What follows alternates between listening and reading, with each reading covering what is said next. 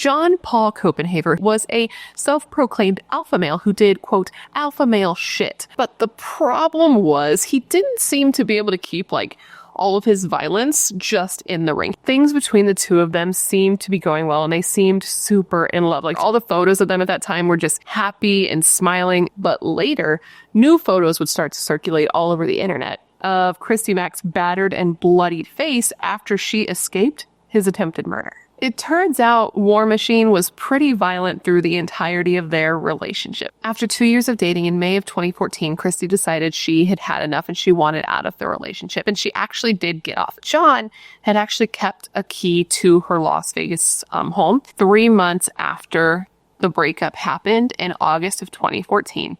War Machine showed up at her home in the middle of the night to find her in bed sleeping with her new boyfriend at the time, and this was a guy named Corey. So Christy and Corey sit up, shocked awake by the light being turned on, and they see John standing there with a face of shock and rage. And then he beelines right towards him and just starts beating the shit out of this guy. He did let him go. Corey got up, he went upstairs, he collected his things, and he walked out that front door, leaving Christy alone with War Machine. For 2 hours, John attacked Christy. He beat the shit out of her. He held a kitchen knife, like a dull kitchen knife, up to her and like up to her ear. She said she remembers being on all fours, that she was naked on the ground, and that he was kicking her while she was down there.